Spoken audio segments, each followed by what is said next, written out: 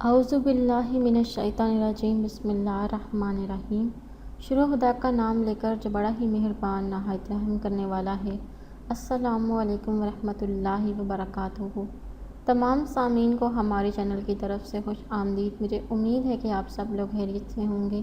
ناظرین، آج کا جو وظیفہ میں آپ لوگوں کی خدمت میں لے کر حاضر ہوئی ہوں، اس وظیفے کی مدد سے انشاءاللہ تعالیٰ آپ کے جگر کو کوئی بھی مسئلہ ہے تو وہ مسئلہ آپ کا حل ہو جائے گا۔ دوستو، یہ بتانے سے پہلے وظیفہ میری آپ لوگوں سے چھوٹی سی درخواست ہے کہ آپ میری اس ویڈیو کو لائک ضرور کریں اور اپنے دوستوں کے ساتھ شیئر کریں۔ شیئر آپ لوگوں نے اس نیت کے ساتھ کرنا ہے کہ یہ ویڈیو آپ لوگوں کے لیے صدقہ جاریہ اور ایصال ثواب کا ذریعہ بنے گی۔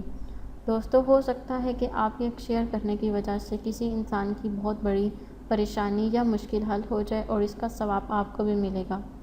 دوستو، اگر آپ نے ابھی تک ہمارے چینل کو سبسکرائب نہیں کیا تو آپ ہمارے چینل کو سبسکرائب کر لیں تاکہ آپ کو ہماری آنے والی ہر ایک نئی ویڈیو کا نوٹیفیکیشن ملتا رہے اور آپ اس کو بآسانی دیکھ سکیں۔ دوستو، اگر کسی شخص کا جگر بڑھ گیا ہے یا اس کا جگر سکڑ گیا ہے یا اس کا جگر بہت سخت ہو گیا ہے تو آپ اس عمل کے لیے یہ وظیفہ کر سکتے ہیں۔ آپ اپنے لیے خود بھی یہ وظیفہ کر سکتے ہیں یا آپ متاثرہ شخص ہیں جس کو یہ مسئلہ ہے، آپ اس کے لیے بھی یہ وظیفہ کر سکتے ہیں۔ آپ نے سب سے پہلے اول و آخر 3 مرتبہ درود شریف پڑھ لینا ہے۔ درود شریف آپ نے پڑھنے کے بعد 7 مرتبہ سورہ ہجر پڑھنی ہے اور آپ نے پڑھنے کے بعد اس شخص کے پیٹ پر دم کر دینا ہے، یا اگر آپ کو وہ مسئلہ ہے تو آپ نے اپنے پیٹ پر دم کر دینا ہے۔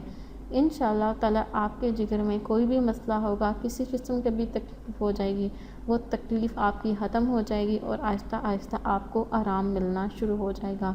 آپ کو جس وقت بھی درد ہو آپ اس وقت یہ وظیفہ کر سکتے ہیں، لیکن اگر آپ کو زیادہ تکلیف ہے تو آپ کم سے کم بھی 7 دن تک اس عمل کو جاری رکھیں۔ انشاءاللہ تعالیٰ آپ کی جو تکلیف ہے وہ ختم ہو جائے گی۔ دوستو، میری اللہ پاک سے دعا ہے کہ اللہ پاک آپ سب کو صحت و تندرستی عطا فرمائیں، آپ سب پر اپنا رحم فرمائیں اور آپ سب کو حلال رزق کمانے کی توفیق عطا فرمائیں، آمین۔ دوستو، اگر آپ کو آج کی ویڈیو پسند آئی ہے تو کمنٹس میں اس کا اظہار ضرور کریں۔ انشاءاللہ تعالیٰ آپ سے پھر ملاقات ہوگی بہت جلد ایک نئی وظیفے میں، ایک نئی ویڈیو کے ساتھ۔